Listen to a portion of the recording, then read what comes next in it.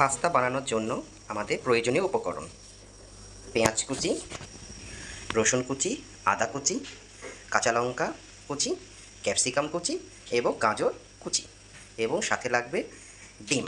সিদ্ধ করে নিচ্ছি।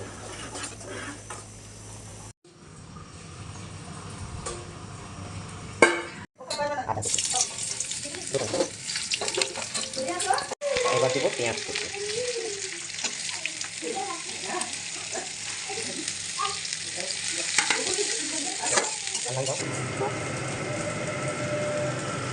ক্যাপসিকাম কুচি, এবার দিচ্ছি গাজর কুচি।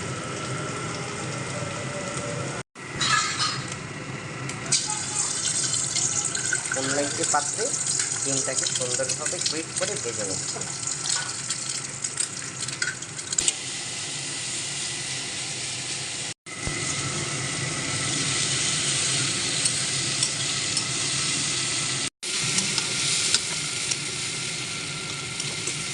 অ্যাট লাস্ট তৈরি হয়ে গেল আমাদের মশলাদার পাস্তা।